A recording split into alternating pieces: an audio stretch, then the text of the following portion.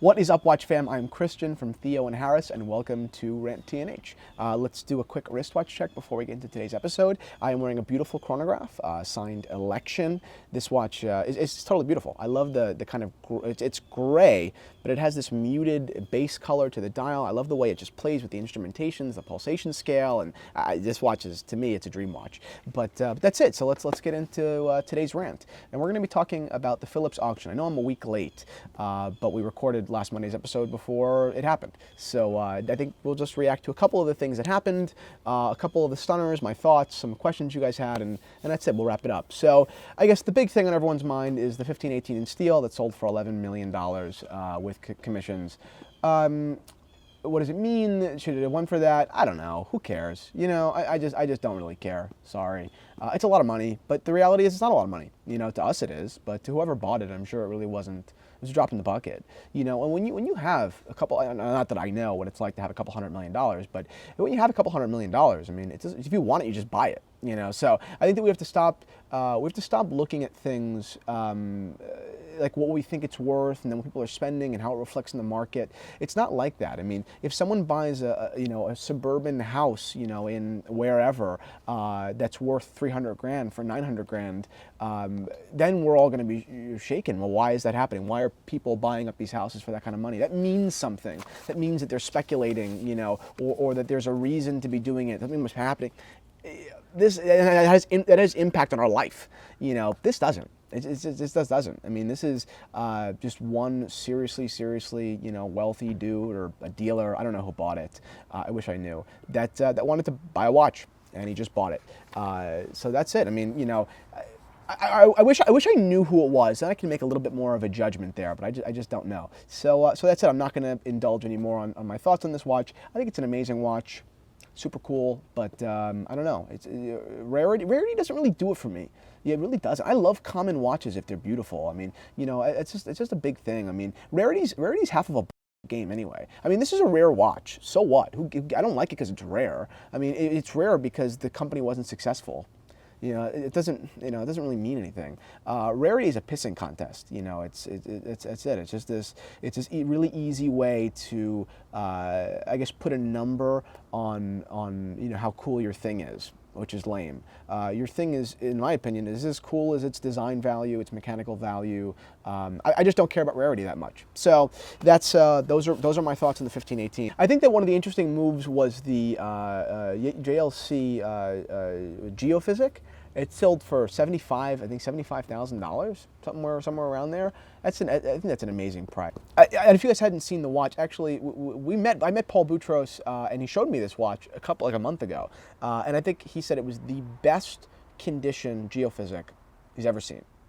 So it was a really astounding watch. Not only are those watches extremely, you know, valuable and desirable on their own, but this was the best one supposedly ever. And if it wasn't the best one, then it doesn't matter because it was so at the top 1% of those watches that, you know, how do you beat it? Actually, he told us a story. I think that he said an older woman walked into their shop in Geneva and wanted a valuation, and the watchmaker or the watch evaluator almost fainted. He said, "Oh my God, I've never seen one in this condition." So that's a pretty cool story. But what I think that what's important about this is a watch that had a pre-sale estimate of 25,000 sold for 75, which isn't surprising at Phillips. I mean, Day-Dates have done much better, and you know, there's just so many watches that have done much better. But I think this was, you know, although an obvious one because it's a best example of a Geophysic and it's Jaeger-LeCoultre, it's still to me impressive. Maybe I'm wrong, but I think that this is a really big sign of what's to come at vintage JLC at auction.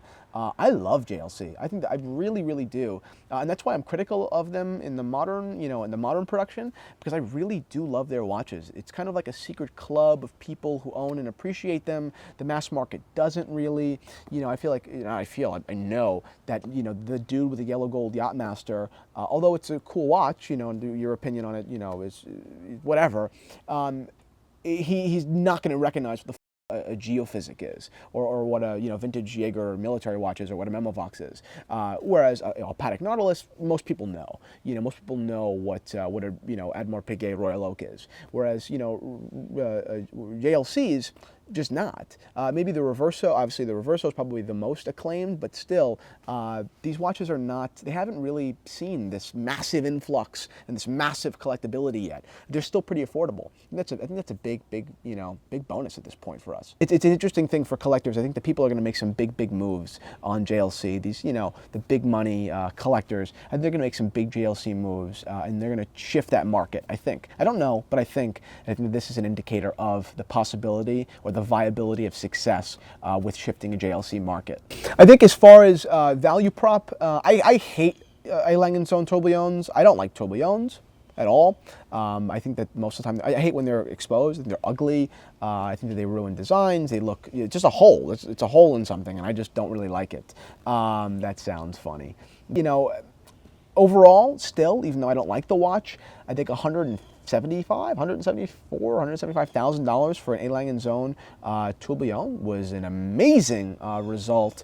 And I don't want to talk about the actual value of the watch per se, or if that was a super high price.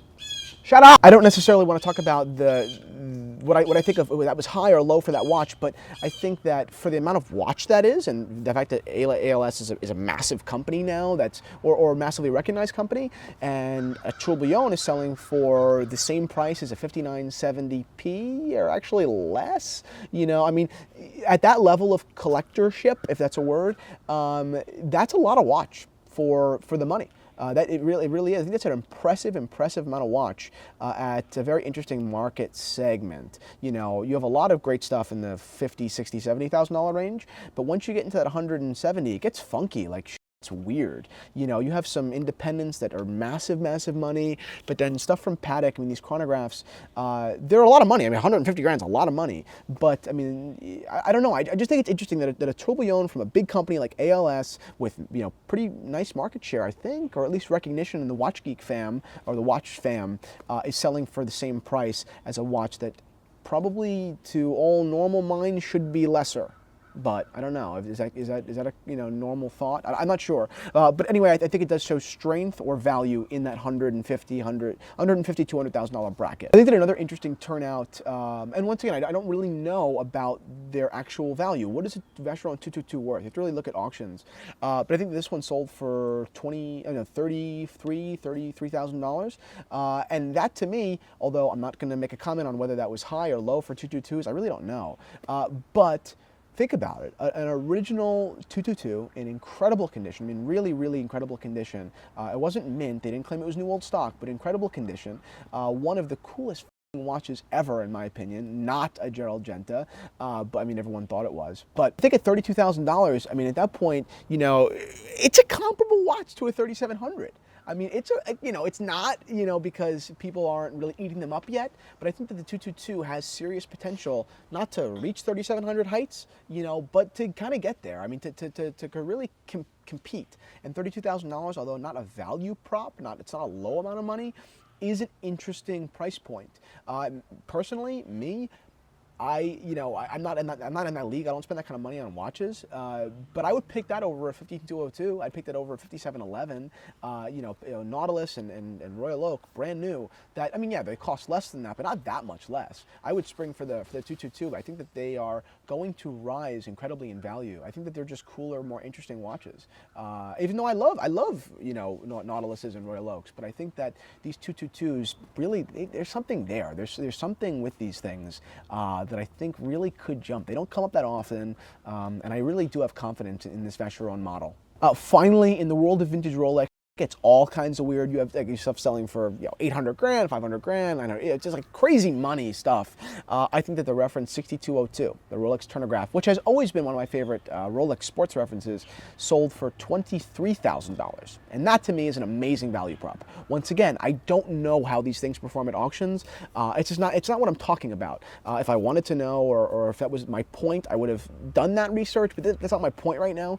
My point is that as a whole, at $22,000 or $23,000, a sports Rolex with that kind of design. This is a design that rivals, the 6538. It's not as significant because it's not a 6538, but I feel like it has. Put it this way: the difference between the two isn't 500 grand.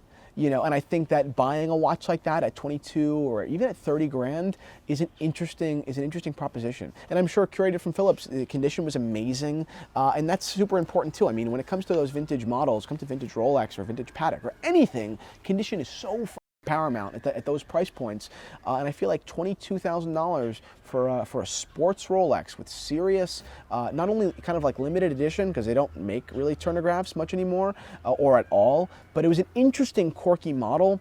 I feel like that watch is worth a lot more than it's sold for. Not right now, but I think in the future. So big props to that watch. I'm interested by its performance. All in all, I mean, you know, I'm not, you know, impressed or unimpressed by the Phillips auction. I think that Phillips does an amazing job. Probably my favorite auction house. You know, that's it. I think that I heard there were some sleepers. I didn't follow the auction as closely as other people, but there were some sleepers supposedly, and there were some obviously big shows. They break their own records for wristwatches, which is amazing.